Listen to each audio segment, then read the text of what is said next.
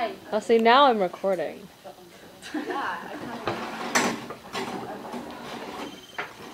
Alright, so the picture I would have had up would have been of a picture of the field poll, which the person I interviewed, Mervin Field, he was the founder of this company, and what they do, they were like one of the first people who actually polled or surveyed a large group of people about about opinions and stuff like that. And the picture I would have shown would have been about a poll about if you were going to vote for Prop 8 or not.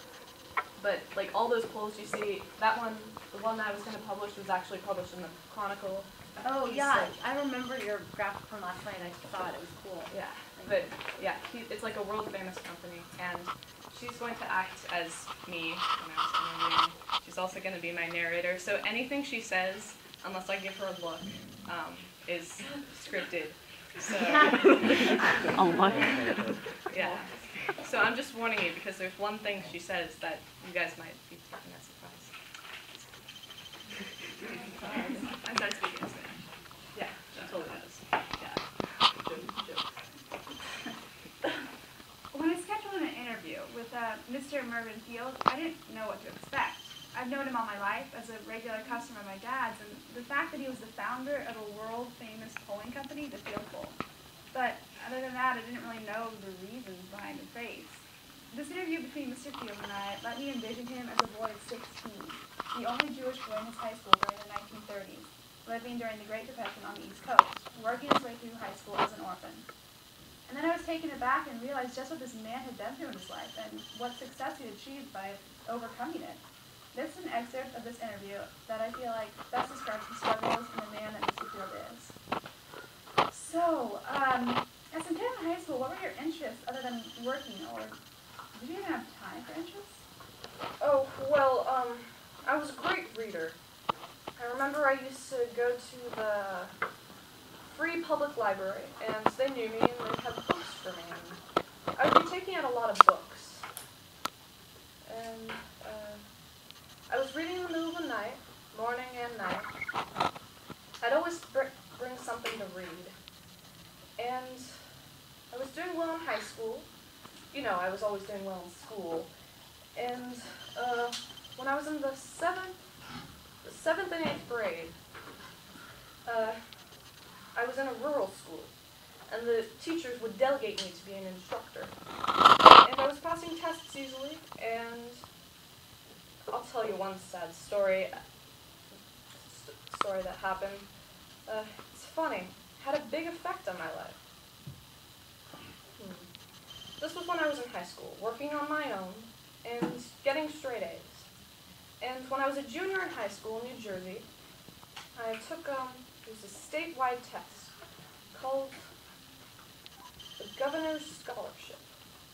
And it's a competition. It's not like a scholarship where you apply and they give you money. But I had to do this in this testing. And I won this scholarship when I was a junior in high school. It was because I had good marks. And in the competition of this test, I scored very well. And I was awarded this college scholarship to start after I graduated high school. I was a junior in high school, see, when I got it. But when I was a junior in high school, this is a really sad story. I was stuck on this girl who was not doing well, and she was sitting next to me. And all during senior year, I was helping her in exams. You know, they had blue books and things like that, and she didn't know, so I'd pass the answer to her. And then we would have these blue books with essay questions. And so I wrote mine, and I got finished early, and she looked over at me. She was just locked. So, and I had done this before. I turned over my whole blue book to her so she could get ideas, because I finished it. But what she did, she copied it word for word. Idiot. We would have these blue books, and she got a flunk, fail.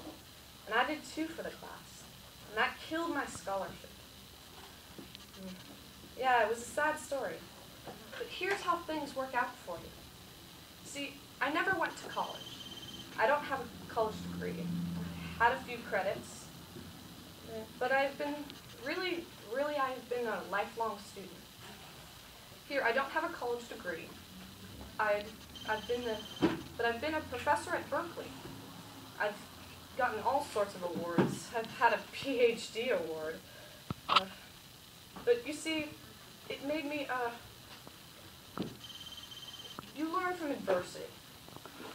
So, going back to the Great Depression, it was so adverse.